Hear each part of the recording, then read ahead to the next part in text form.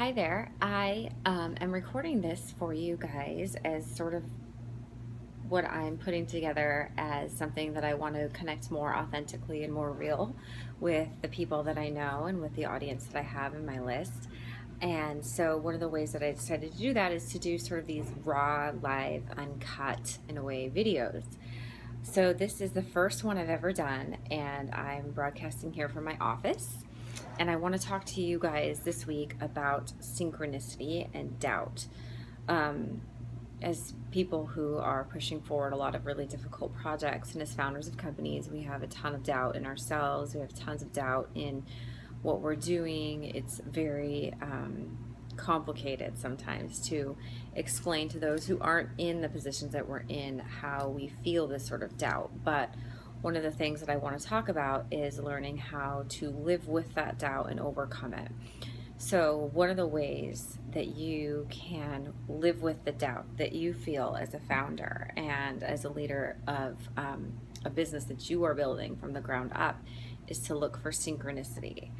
I feel that synchronicity is, it's like a sign, it's like an arrow telling you you are on the right path and this is what you're supposed to be doing. Synchronicity is when things are clicking and they're working and you're like, oh my gosh, wow, I can't believe that, this is happening the way that it is. It just seems too perfect.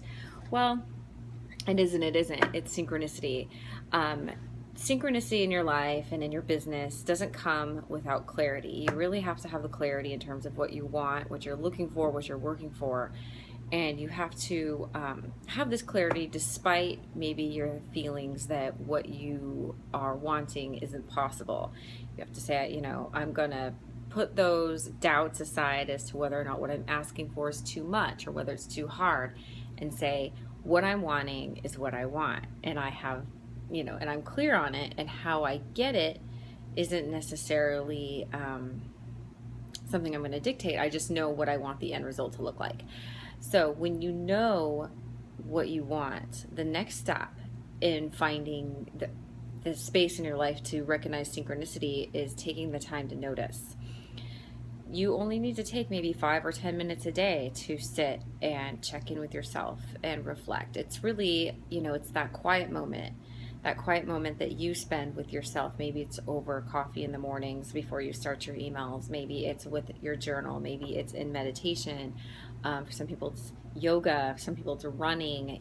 Whatever that is for you, where is that quiet moment where you can check in and feel, really hear, kind of where you're at personally and how you're feeling about things, and check in, am I uncomfortable because I'm doing something hard, or am I uncomfortable because I feel I'm on the wrong path?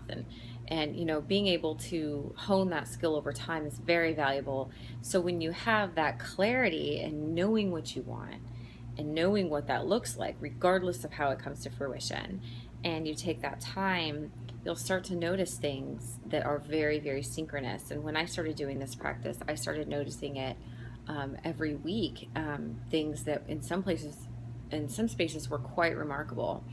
And one of those is, my new office here. I had a vision in my mind of what I was looking for. And, despite the little voice saying, you can't afford that, it's not possible, it doesn't exist, this is Portland, Oregon, no one's going to do, the terms that you're looking for and the price, all the excuses. And a lot of people saying you're not going to be able to find anything in the downtown core. It's just not going to happen.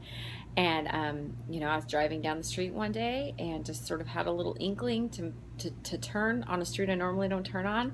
Saw a sign for a space for rent, walked in, asked for a key, looked at it, called right there on the spot the agent, negotiated sort of specific terms that were different than what they were offering over the phone, and within a couple weeks we were in.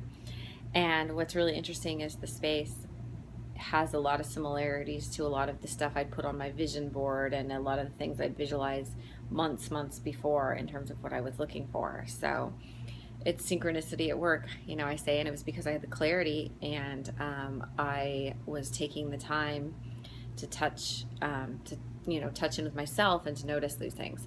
So when you kind of implement this super simple practice just in your daily life, especially as a founder and as a business owner, it becomes really easy when the doubt pops up to start to recognize it for what it is.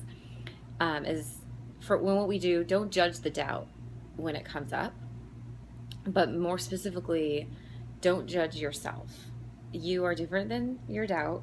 Your talent, your skills, and your abilities have nothing to do with the doubt that you're feeling. So if you can recognize it for what it is and learn to just cultivate that sort of inner knowing for yourself, stop seeking the validation that you're wanting from others and know that you have it right here, and that's really all that matters.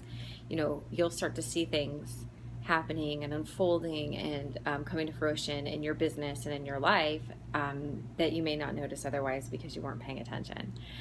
So that's sort of my message for you this week. I would love to hear your thoughts on these kind of raw and uncut video broadcasts that I'm putting together and what you'd like to hear more about from me. So please feel free to go ahead and hit reply on the email or visit my website and send me a message through the contact form. My website is Genevieve Lemarchal, LEMARCHAL.com. Thanks and have a great day.